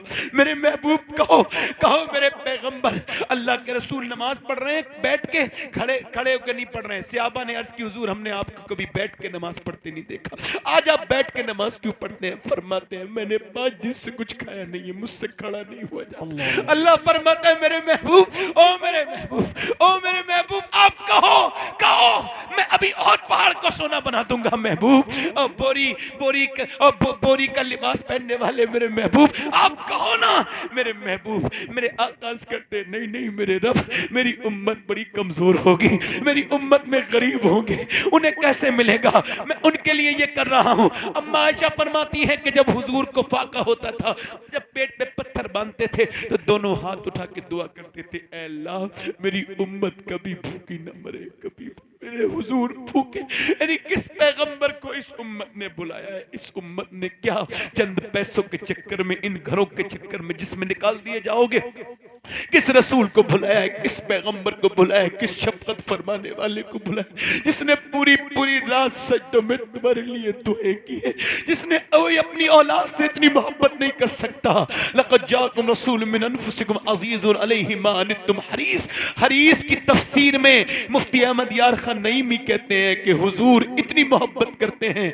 कि जब उम्मत गुनाह करती है तो सरकार को तकलीफ होती है, जब उम्मती नेकी करता है सरकार मुस्कुराते हैं। अल्लाह अकबर। मेरा इमाम कहता है, इसी आयत की तफसीर में मेरा इमाम लिखते हैं कि आज भी कब्र में मेरे नबी अपनी उम्मत के लिए दुआ कर रहे हैं। आज भी जिसने गारे हिरा के पहाड़ों पर इस उम्मत को याद किया, आज इस उम्मत के पास 10 मिनट नहीं उस नबी पर दुरूद पढ़ने का कैसा वक्त है ये। मैं आखिरी बातें अपनी बहनों से अर्ज करूंगा, मेरी बेटियों पर्देदार बन जाओ, पर्दे वाली बन जाओ मेरी बहनों, मेरी बेटियों। बस यही आपसे अर्ज करना चाहता हूं कि पर्दे वाली बन जाओ मेरी बेटियों, मेरी बहनों। और मेरे दोस्तों आपसे भी गुजारिश कर रहा हूं, मेरी तकरीर का आखिर है। मैंने अपने हाथों से 17 साल के जवान को अभी 3-4 महीने पहले दफन किया। 17 साल के जवान को मैं गुस्ल दे रहा था और जब गुस्ल देते देते उसके सर को मैंने उठाया तो नीचे हाथ डाला ना तो उसके सर में मेरी उंगली अंदर चली गई। पोस्टमार्टम हो गया था, सफेद हड्डी मेरी उंगली पे लगी, मैं रोने लगा। एक साहब बोले तकलीफ हो रही, मैंने कहा तकलीफ उतनी नहीं हो रही है जितना मैं रो रहा हूं। फिर मैंने कहा हुजूर फरमाते हैं जब मुर्दे को पकड़ता है गुस्ल देने वाला गस्साल हाथ पकड़ के नहलाता है ना, वो कहता आराम से नहला, तेरे उठाने से बड़ी तकलीफ होती है, तेरे हाथ छूने से कपड़े उतारने वाले आराम से उठा, बड़ी जब हाथ उठाने तकलीफ होती है तो बताओ जब वो चीरते हैं पोस्टमार्टम वाले, वो भी शराब पी के, मैंने एक लाश को चिरते हुए देखा है लोगों, तब से लेके अब तक मेरा दिल अजीब सा हो गया है, मुझे बड़ा डर लगता है। वो चीरते हैं ऊपर से लेके नीचे तक, सर में मार के खोल देते हैं पूरा सर और फिर सीते हैं मोटे सूजे से। मैं अपने रब की बारगाह में अर्ज करता हूँ, मेरे रब, मेरे मालिक, दिन रात सफर में रहता हूँ, बस पोस्टमार्टम वाली मौत से बचा लेना। ये शब बारात है, ये बख्शिश की रात है, मगफिरत की रात है। कोई अल्लाह से सवाल करे इस रात में, यहाँ बैठ के अपने रब से तौबा कर लो। कब तौबा करोगे लोगों? तुम्हारी मौत तैयार है, मौत का फरिश्ता तुम्हारे करीब है। मैं हूं क्या, तुम हो क्या? अल्लाह के रसूल ने अरफात के मैदान में फरमाया था कि मेरा जो उमर है ना, इस पे अल्लाह फख्र फरमा रहा है, इस पर अल्लाह। जब उमर ईमान लेकर के आए, जिब्रील अलैहिस्सलाम हाज़िर खिदमत, अर्ज करते हैं या रसूल अल्लाह, या रसूल अल्लाह, आप खुश हो रहे हैं, खुशियां मना रहे हैं, मगर उमर की इस ईमान लाने पर तो फरिश्ते भी खुशी मना रहे हैं। कौन उमर? जिसे नबी ने मांगा है वो उमर दुनिया से जा रहा है। तो कहते हैं अपने बेटे से मेरा सर रख दे जमीन में। नहीं रखूंगा अब्बा। उन्होंने अपने जानू पे रख दिया, जमीन पे रख दे मेरा सर। जमीन पे रख दिया उमर का सर। अपनी नाक को गर्द में रगड़ने लगे और गर्द में रगड़ने के बाद कहने लगे, लोग कहते हैं उमर आधी दुनिया का बादशाह है, मगर उमर तो तेरी बारगाह का मोहताज है। ऐ मेरे रब, अगर तूने आज उमर को न बख्शा तो उमर बर्बाद हो जाएगा, आज उमर बर्बाद हो जाएगा। उमर पे रहम कर दे, मौत का वक्त आ गया है मेरे रब। अम्मा आयशा उम्मुल मोमिनीन सैयदा अम्मी आयशा, इंतकाल का वक्त है तो इतना रोई है, मोटी चादर है, भीग गई है। कोई कहता है आप तो हुजूर की पसंदीदा बीबी उम्मुल मोमिनीन, आपने फरमाया देख मुझसे ऐसी बातें न कर, मैं इस वक्त अल्लाह के खौफ में हूँ। मैं कह रही हूँ काश आयशा आयशा न होती, बल्कि आयशा एक तिनका होती, आयशा को उसकी मां न जनती। ऐसा दर्द का माहौल है। मुझे बताओ कौन सी दुनिया में जी रहे हैं? आपका ये भी सुनो, तुम्हारी मौत का भी दिन लिख रहा है, वो घड़ी भी लिख रही है जिस दिन आपको मरना है, वो वक्त भी लिख रहा है। जो कब्र में जो तुम्हें नहलाएंगे उनका नाम भी लिख चुके हैं, जो कब्र में उतारेंगे उनके नाम भी लिखे हुए हैं। और याद रखो वो कीड़े तुम्हारा इंतजार कर रहे हैं जब कब्र में तुम जाओगे। और किस बात का गुरूर है, आज तक कोई बाप अपने बेटे की कब्र पे एक रात नहीं रुका, कोई माँ अपने बेटे की कब्र पे नहीं रुकी। ये शबे बारात है, अपने रब से तौबा कर लो। ऐ नौजवानों, अपने मोबाइलों से डिलीट मत करो गंदी तस्वीरें, बल्कि अपने ख्याल से गंदगी डिलीट करो। ऐ नौजवानों, अपने मोबाइल में लॉक ना लगाओ, अपनी नियतों को लॉक लगाओ। तुम जितना भी गंदी चीजें देखते हो तुम्हारा रब देखता है, जो भी तुम कर रहे हो। मेरे आका फरमाते हैं किसी गैर औरत को हाथ से छूना,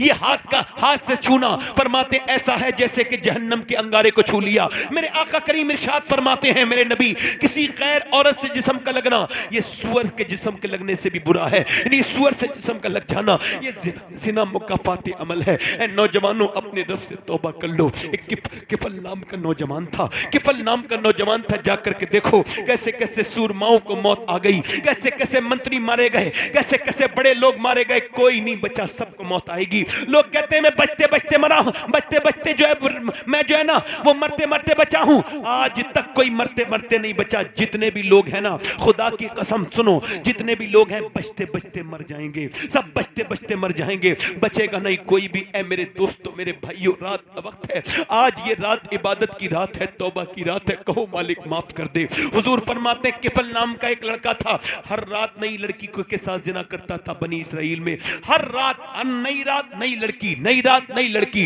हर रात इतना मालदार था। एक रात एक लड़की आई, ये उसके करीब गया, उसके बिस्तर पे बैठा, उसको हाथ लगाया, वो कांपने लगी, उसको पसीने आ गए। ये ईमान की अलामत होती है। इसने इससे पूछा तू क्यों रोती है और मेरी रात खराब कर रही, तुझे पैसे नहीं मिले, क्यों मुझे परेशान करती है? कहने लगी पैसे सब कुछ नहीं होते। का फिर का मेरा बाप मर चुका है, बहन भाई इतने भूखे, उन्हें खाना नहीं मिला तो मर जाएंगे। का फिर का मैं इस वजह से रो रही हूं। अपने रब की बारगाह में अर्ज करती हूं मेरे मालिक, अगर मेरे बहन भाई भूखे ना होते तो कभी बुरा काम करने ना आती, कभी ना आती। फिर रो के बोली तू क्या समझेगा, मुझे अपने रब से डर है, उस रब ने जिसने मुझे इंसान बना के पैदा किया, माँ के पेट के अंदर रिज़्क देता था, मेरी माँ के अंदर दूध की धारे पैदा की, फिर मुझे खाना के मेरे मालिक ने फिर मुझ पे मेहरबानियां की, मुझे इंसान बनाया और मैं दुनिया में आई हूँ, मैं दुनिया में आई हूँ इम्तिहान देने, मगर आज मेरे पैर फिसल रहे हैं। मैं अपने रब करीम से कहती हूँ ऐ मेरे रब, ऐ करीम रब मुझे माफ कर दे, मुझे माफ। हुजूर फरमाते हैं वो इतनी बिलख के रोई, ऐसे बिखर के रोई कि उसके आंसुओं से उसका दिल धुल गया। किफल का जो रोज जिना करता था उस बदकार का दिल धुल गया। वो कहने लगा जा मैंने तुझे अपनी बहन बनाया, तूने मेरी आंखें खोल दी, ये सारे पैसे दे दिए, उसको सारी दौलत दे दी, वो तो चली गई। ये सजदे में गिर के बोला मालिक अगर मेरे जैसा गुनहगार कोई नहीं तो तेरे जैसा करीम भी कोई नहीं है, अगर मेरे गुनाहों की कोई हद नहीं है तो तेरे करम की भी कोई हद नहीं है।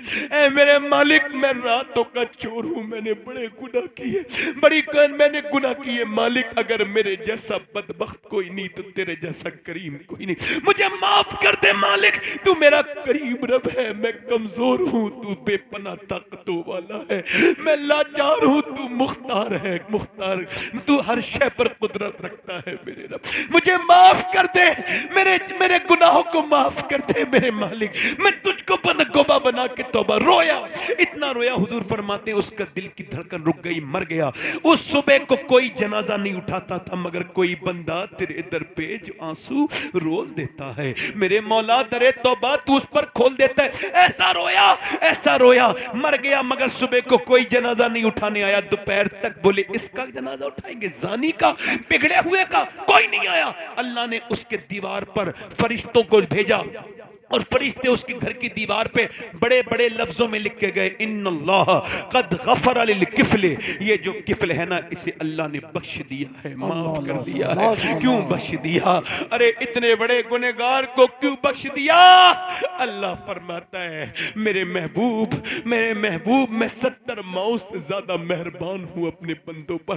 वो कहता है ए आदम की औलाद इतना रोले कि तेरा एक आंसू तेरे गाल तक आ जाए, मैं सारे गुनाह माफ कर दूंगा सारे। या अय्युहल इंसान मा गर्रका बिरब्बिकल करीम। मियां एक माँ ने अपने बच्चे को घर से निकाल दिया, आना नहीं, और वो सर्द इलाका था, ठंडा इलाका, आना नहीं, बड़े तूने मेरा दिल दुखाया है। वो बच्चा निकल गया, मगर सुनो जब उसे सर्दी लगी तो रात को दरवाजे पे आके बैठने लगा और कहने लगा मेरी माँ दरवाजा खोल दे वरना तेरा बेटा सर्दी में मर जाएगा। माँ को गुस्सा था मगर ममता भी आ गई गुस्से पर, जाके दरवाजा खोला, बच्चे को अंदर ले लिया। उलमा ने लिखा है उस माँ ने तो देर भी लगाई मगर अल्लाह की रहमत के दरवाजे खुलने में देर नहीं लगती है। जैसे ही बंदा रोता है वैसे ही अल्लाह दरवाजा खोल देता है, एक आंसू से गुनाह माफ कर देता है। वो माफ करने वाला मेहरबान है, तुम सच्चे दिल से तौबा करो। वो ऐसा मेहरबान है कि उसकी तरह कोई मेहरबान नहीं, वो ऐसा रब है, उससे कहो मालिक माफ कर दे। कितने लोग ऐसे हैं जो हुजूर के नाम पे गर्दन कड़ा सकते हैं? दोनों हाथ उठा के बताएं। एक दूसरे की तरफ ना देखना, मुस्कुराना नहीं, दोनों हाथ ऊपर कर लो, नीचे हाथ कर लो, मुस्कुराना नहीं, एक दूसरे की तरफ मत देखना, हाथ नीचे करो। जो गर्दन कड़ा सकता है वो कुछ भी कर सकता है, अब ये बताओ कितने लोग हैं आप में ऐसे जो आज से नबी के नाम पे खड़े हो जाएं, जो आज से दाढ़ी भी रखा लें और नबी के नाम पे गर्दन भी कटा दें, खड़े हो जाएं। माशाअल्लाह 100 शहीदों का सवाब है एक दाढ़ी पर। सुभान अल्लाह नारे तकबीर। बच्चे बैठ जाएं, आप खड़े रहें, दस्तार बंदी, पीछे वाले भी खड़े हो जाएं। तकबीर, नारे रिसालत। अगर कोई जज्बात में खड़ा हुआ हो तो बैठ जाए, सच्चा खड़ा रहना। 100 शहीदों का सवाब है एक दाढ़ी पर। सुभान अल्लाह। और दाढ़ी वाजिब है, हर नबी के दाढ़ी, हर वली के दाढ़ी है। कोई आशिक रसूल जो इस महफिल रसूल में और खड़ा हो, 100 शहीदों का सवाब है। सुभान अल्लाह। 15 हो गए। कोई और आशिक रसूल है महफिल रसूल में जो आज से शबे बरात से अपनी जिंदगी बदले, दाढ़ी रखाए? क्या बात है। कोई और आशिक रसूल इस महफिल रसूल में? दीवाना गौसे आदम का? माशाअल्लाह माशाअल्लाह। और कोई है? बाहर निकल के आ जाओ, बाहर निकल के आ जाओ। आप दाढ़ी पहले पहले कटाते थे क्या? अच्छा आ जाओ, देखो आ जाओ, इधर आ जाओ जरा भैया, हाथ डालो इनके गले में। फहीम भाई, माशाअल्लाह माशाअल्लाह। हाँ कोई और आशिक रसूल है जो कहे आज से आज तक जिया था दुनिया के लिए, घर के लिए और मुआशरे के लिए, फैशन के लिए, लोगों के लिए, मगर आज के बाद जीऊंगा नबी के लिए, क्योंकि मेरे ताजु शरिया कह के गए हैं जिंदगी ये नहीं है सभी के लिए, जिंदगी है नबी की, नबी के। सुभान अल्लाह सुभान अल्लाह, माशाअल्लाह माशाअल्लाह माशाअल्लाह माशाअल्लाह। और कोई आशिक रसूल है इस महफिल रसूल में? 100 शहीदों का सवाब है। ये मुजाहिद हैं इस दौर के, और मैं मदीने जा रहा हूँ, इजाजत है सलाम कर दूं आपका? सलाम कह दूं हुजूर से? इंशाअल्लाह। और इनका सलाम भी कहूंगा, सबसे पहले इनके लिए दुआ भी करूंगा मदीने में। सुभान अल्लाह सुभान अल्लाह। और कोई आशिक रसूल है इस महफिल में जो सुन्नत के लिए खड़ा हो जाए? ये सैयद साहब गवाह, ये उलमा गवाह हो जाएंगे तुम्हारी तौबा के। ये छोटी दाढ़ी वाले एक साहब आए, देखो ये बता रहे हैं कि दाढ़ी ऐसी वाली हराम है रखाना, दाढ़ी पूरी होनी माशाअल्लाह चाहिए। माशाअल्लाह। ये खड़े भी हो गए, उन्होंने मसला भी बता दिया है, माशाअल्लाह दाढ़ी पूरी माशाअल्लाह। करेंगे। एक मुट्ठी के बाद भी कुछ बाल बाहर आने चाहिए, बुजुर्गों ने लिखा है कि ताकि एहतियात हो। माशाअल्लाह जी जी। है ना? समझो है कि नहीं? और कोई आशिक रसूल है इस महफिल रसूल में आज की रात में? क्या बात इस है। रात